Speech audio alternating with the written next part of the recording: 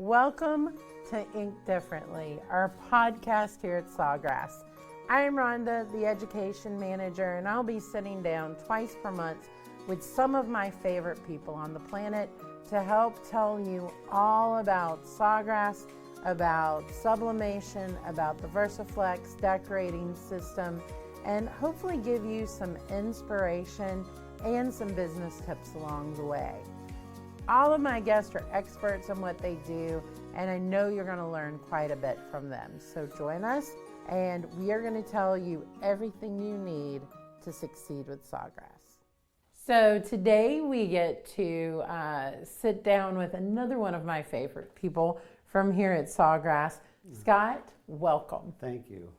All right, so let's start with some icebreaker questions, just to kind of let everyone get to know you a little bit. Okay. You're going to sail around the world. What's the name of your boat? I pick Fabulous 224. Why that? Fabulous is a word I use to break the ice with other people. It's not a word that's normally used in conversation, so when you say it, it draws people's attention to it. And 224 is a secret. I won't talk about that why the things are on, but yeah, that's a family little secret there. But I'll tell you what it means afterwards. Okay, sounds good. Okay, so what fictional family would you like to be a member of? We like to watch the Baxters on The Last Man Standing, so I think I would really enjoy being part of that family. But other than that was a hard question. My personality just doesn't play fictional too much. But yeah. I think the Baxters, I connect with old Mike there. What would your superpower be and why? I think time travel. And I think that it gives you an opportunity to change something that didn't go right for you or other people when you want to make the world better. And I think there's no other superpower that you could have that could make the world better after you've already realized the bad part about it.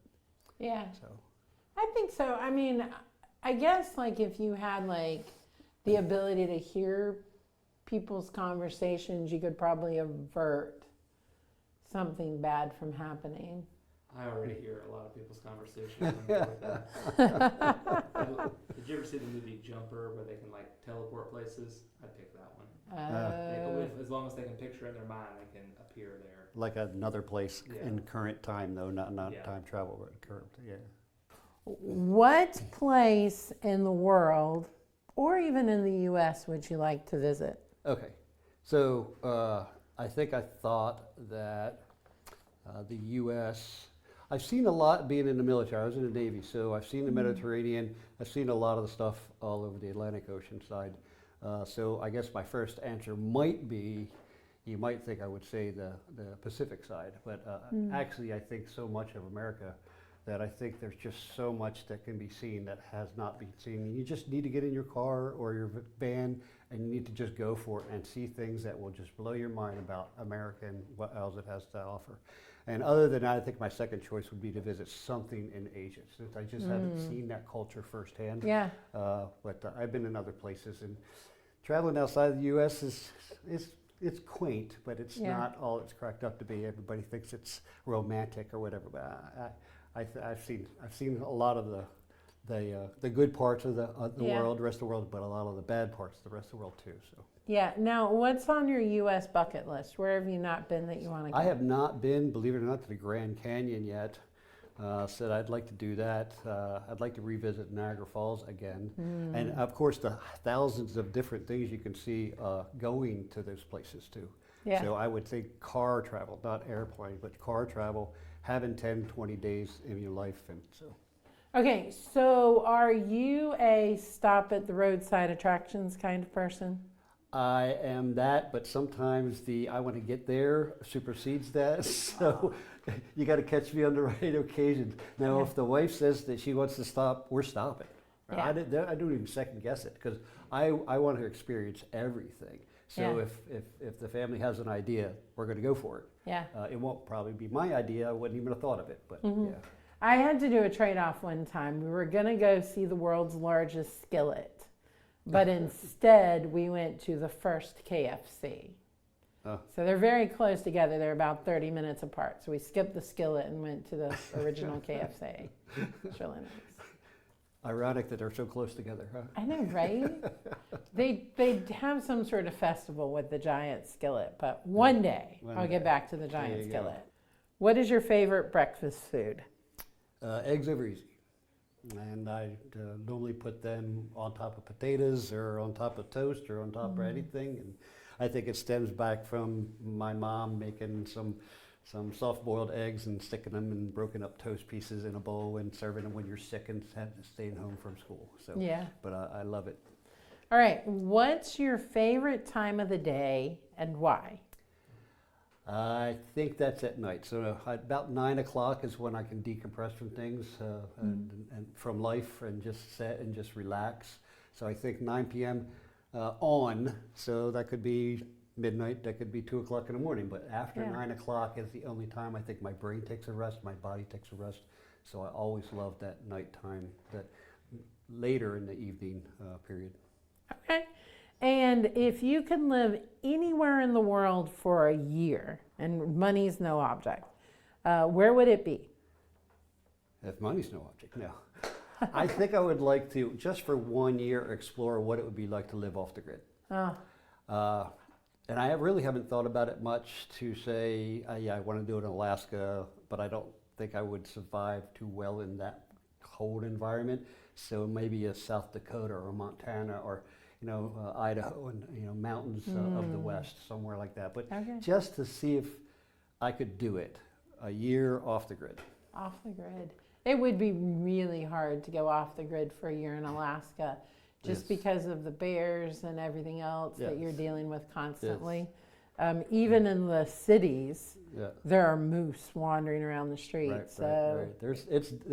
There's some dangers out there, but could you do it, and then could you enjoy it? Yeah. So that would be cool. Yeah. Okay, finally, what was the worst style choice you've ever made?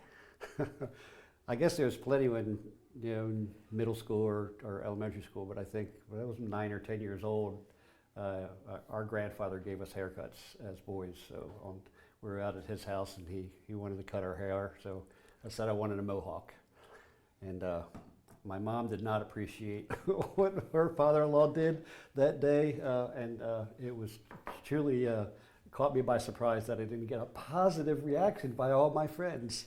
I know, right? So. What?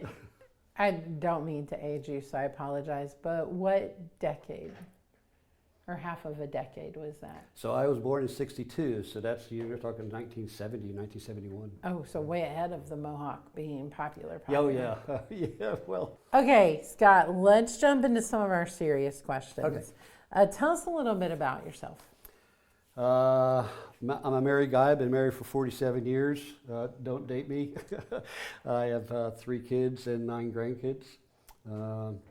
Let's see, a retired Navy, 20 years. I was in submarines. I was in the nuclear engineering department, and I was in charge of radiation control and chemistry of the nuclear plant, and also engineering factors of that.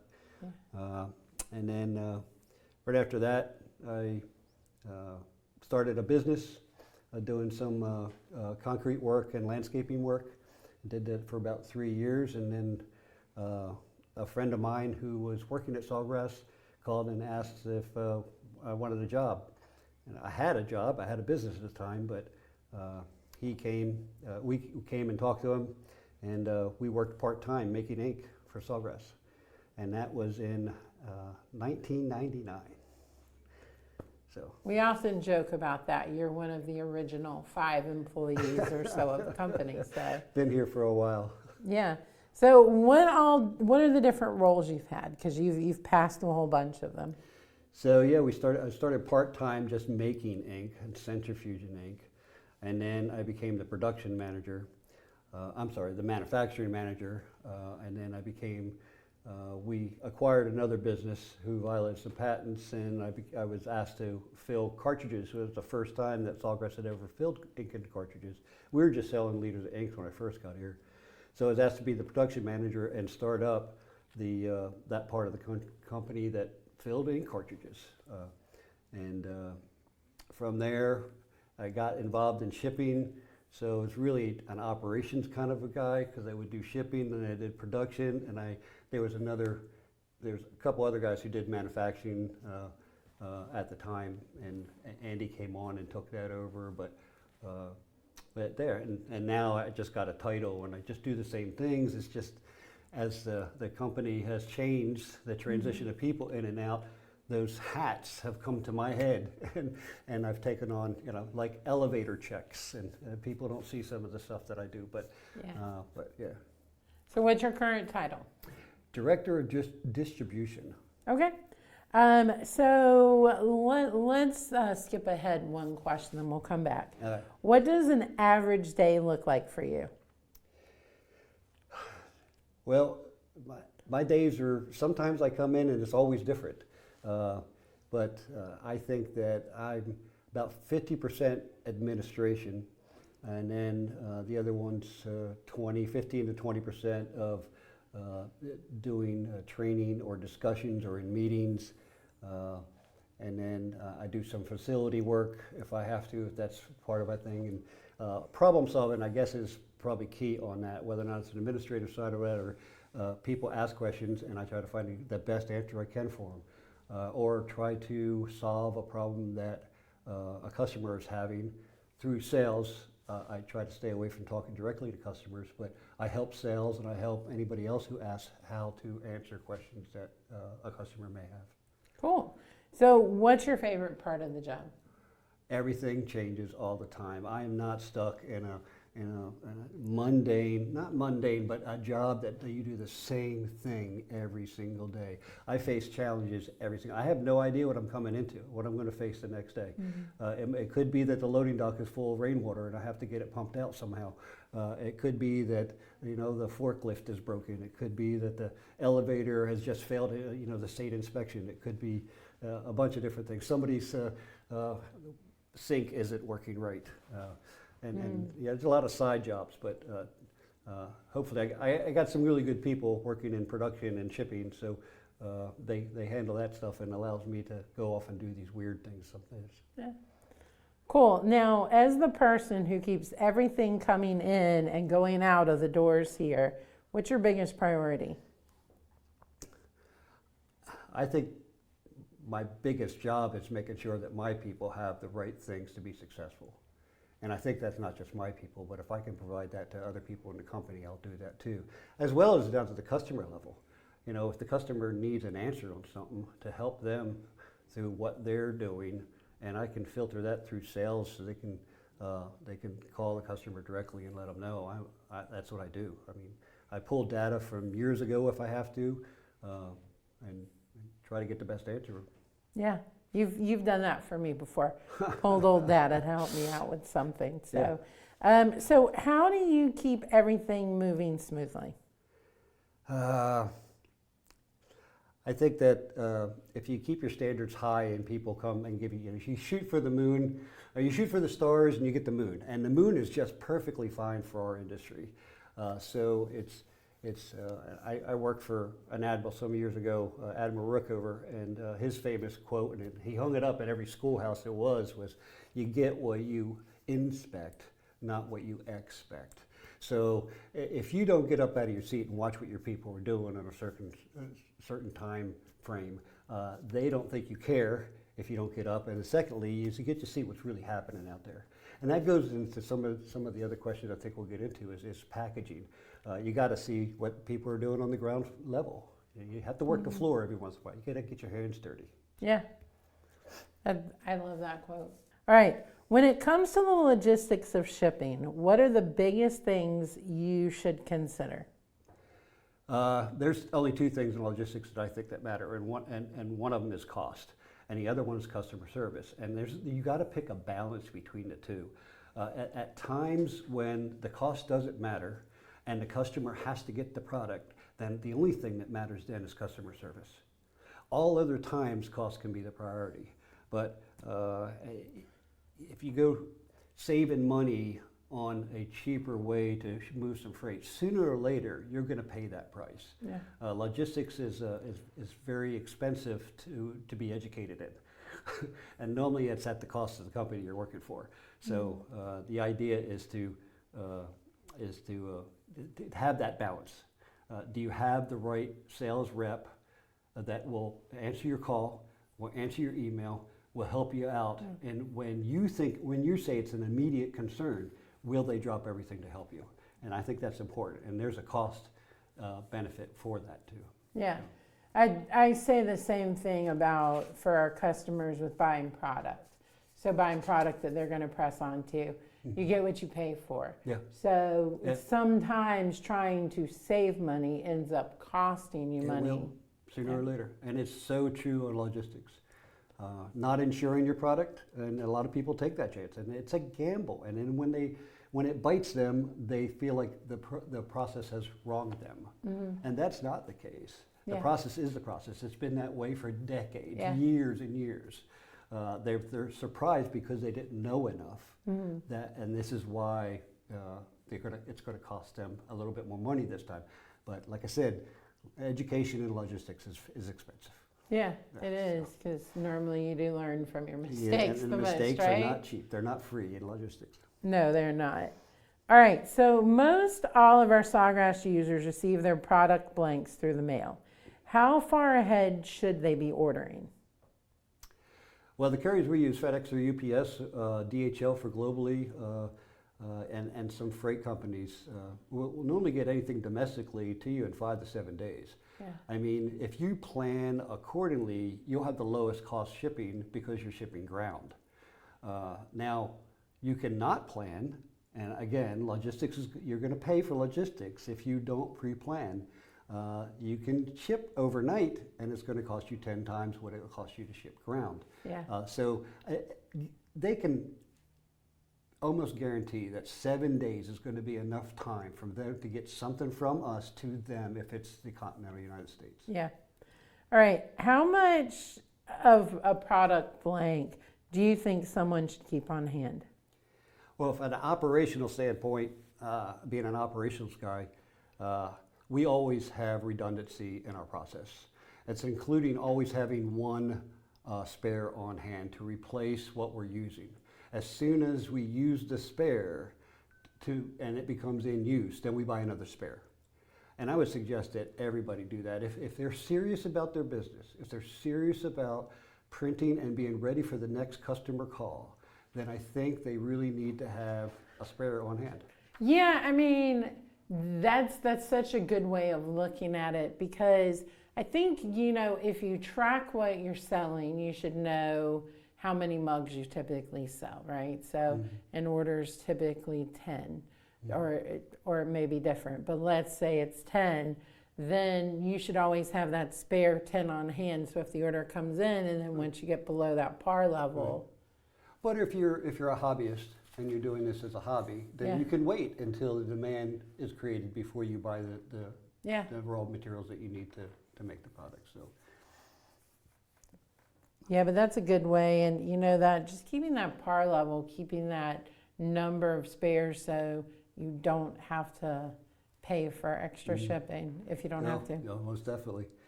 So let's say that you were that you owned a business and you made product and shipped product. So you're making sublimation. I actually did that product. for 2 years. Yeah. Yeah. So for that small business, how do they find the best deals on shipping? How do they negotiate that? Is there an easy way? Is there a best way?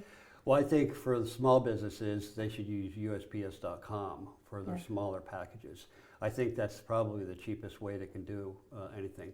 FedEx is not going to give them anything but public rates until they have a volume that's noticeable by those carriers. But USPS, they have some great ways to ship. And they also, you see it. I mean, UPS, Amazon uses, last mile they use USPS. Yeah. And USPS has a great online experience. You can sign up for that very easily, create yourself an account, create yourself how you're going to pay for it with a credit card or whatever. And the rates are not that bad. Yeah. So if you go down to the post office, you're going to get run rate. If you do it online, it's about 20% lower price. So I would suggest that they try USPS.com. And it makes everything easier with drop off and everything else if you do it online. It walks you through step by step everything they need to know to get to ship that product for you. And then you print out a label. You can print it out on your regular printer and then tape that label to your box, or print it out if you have a label printer. Okay. So what are some tips you have for making sure that your product arrives undamaged? I try when we first get some new guys in the shipping area. I asked them how they would ship something that their grandmother loves, a grandmother's heirloom or something. How would they ship that? And to keep that in mind, I also preach too that they got to understand that the person that's getting that product today that they're packing, they're relying on that. They have an order already, and they're relying on it. We're talking mom and pop shops who can't afford to buy 4 cartridges of ink, but today they're buying 4 cartridges. We got to make sure it's right when it gets there, because they have a customer that they have to tend to as well. Yeah. I think also as far as shipping supplies is packaging it correctly. Not being too cheap on the packaging supplies. If you're shipping $200 worth of product to somebody, spend $5 in packaging. $5 of packaging will get you so far in protecting what you're trying to get to the end rate. So, it all balances to what gamble you want to take in shipping. Now, sooner or later, you're going to have shipping damage. It happens because the carriers hire high school people, and they don't care whether or not they throw it across the room or roll it across the room. So you got to think of that. Think about what's going to happen to that package from the time it leaves your hands to the time it gets to the customer. Yeah. And you'll probably be a little bit more careful about how you pack it. Yeah, and it kind of goes, it's kind of the recurring theme here. You learn your lessons the hard way most of the time, but if you don't pack it, if you do cut the corners there to save a little bit of money, you may end up having to redo something, and then it ends up costing you more anyway. Right. One of the corners I think is recycled boxes too. There's a big push, with the saving the earth and trying to make everything renewable and using reusable boxes or the renewed boxes. And the wax content is very high in those, and they're very brittle too. They'll normally end up tearing or breaking apart if they're handled too roughly. And the tape that you use, packaging tape, doesn't stick too well to it. So that would be one thing I would say to anybody out there. I know you want to save a little bit of money because they're a little bit cheaper, or they're cheaper because they're not really as good to protect your product. Yeah. So if you're shipping $2 product, that's different than if you're shipping $200 product. Yeah. So you take the gamble and the risk that you expect. What's the downside? What's the risk assessment that you want to do on your packaging, right? Yeah. That's kind of, so you said risk assessment. How do you kind of do a risk assessment? Is it something you do often? Is it something that's written down? Is it just a kind of mental checklist? No, it's been slapped in the face of me for 20 years of that doing it the wrong way. Yeah. So I've got experience where I can look at a package and know that somebody's not doing right. I mean, you want it packed so nothing, the top doesn't collapse down in. You want to pack it tight. You want to surround the product with some kind of paper or air pillows. It kills me when I get an Amazon package at home and see how they're packaging stuff, because they do not have the standards that we have here. Yeah, yeah. Completely different. I am, I don't know, I've had this conversation, but I am FedEx trained for packing boxes. So I'm like, no, that would not pass an audit. Yeah. Not pass an audit. Yeah. And we've had those tests done by FedEx too, on our boxes. All right. All right. So what are your best packaging tips? Best packaging tips. Yep. I think we talked about one. We talked about not buying a recycled box. One of the other ones is, where do you get these things from? And I think Uline is a good source. Out west, there's a different company besides Uline, but if you go to Uline, you'll see the kind of stuff. And that's the easiest thing. So the small business, like I said, USPS with shipping, where do I get my supplies from? And that would be, I would suggest uline.com. They're a little bit more pricier than probably your local corrugated supplier, but your local corrugated supplier is going to want you to buy a certain volume or a certain quantity, a minimal order quantity. So that would be two of them. And I think just re-emphasizing when your team is packaging or when you're packaging, know where that's going and know how much it's going to hurt that person if they don't get that product in good condition. So protect it for them. I mean, we're all trying to run a business and make some money here, and so are the people that they're shipping it to. So. Yeah. All right, and then finally, as far as managing all the pieces, what software programs do you enjoy? What software programs do you recommend? We currently use a Microsoft product for our finance, and it has a shipping component to it. So that's very good that it crosses over, and we can use a finance program to actually do shipping in. Outside of that, we use FedEx, Ship Manager, and UPS, World Ship. I have DHL and the USPS, and I use those, just an online program. Anybody can use those. If you're shipping overseas, DHL, and the USPS.com I've already spoken to. So those are the programs. Now, in this new world, the other one, if you're going to ship freight, then there's just like Uber freight. So I mean, find a online program that you have a choice, and you have that 5 or 6 different freight companies will quote you, and then pick the lowest one. Be careful about always picking the lowest one. You might have to pay for education on that first shipment. And also when shipping pallet quantities, sometimes we ship pallet quantities not because they meet the weight requirement of shipping freight, but because we want to protect the product. You know, when you're shipping $2,000 worth of ink cartridges, maybe it's best to protect it by placing it on a pallet instead of just a case box. When I know the high school student down at the distribution center is going to throw it into the truck, and then when it gets to destination, they're going to throw it off the truck. So you take those gambles. You think about those things when you're about to ship something, especially high value items.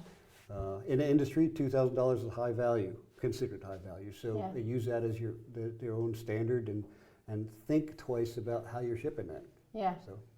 Well, Scott, thank you. 2 things have definitely stood out from this conversation. One being, you get what you pay for. You do. So you do, and you've been in the industry for a long time. You've learned what corners you can cut and what corners you can't cut, but when you cut the wrong corner, you end up paying for it. Or you're rolling the dice. Yeah. Yeah.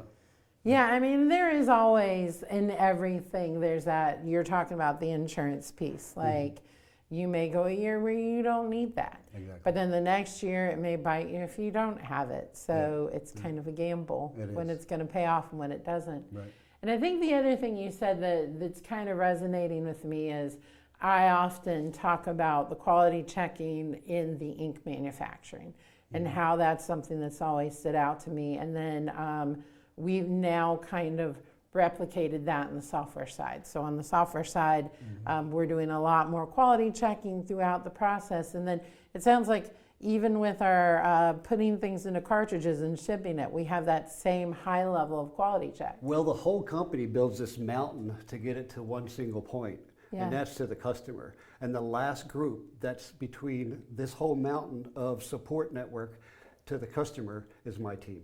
Yeah. My team has to ship it there after all the marketing, after all the sales, after all these dollars have been spent, research and development, everything. Yeah. If we don't get it to the customer and get it there not broken, then it's all is lost out anyway. Yeah. So. Yeah. Well, thank you so much for taking a little bit of time with us today. It was nice. Yeah. Thank you so much for joining us today and making it to the end of this podcast with us. We'll be bringing you these every other week right here, whether you're listening on Spotify, Apple Music, or Amazon Music, and we'll make sure to link it all over our Sawgrass site as well. Thank you for joining us, and we'll see you next time.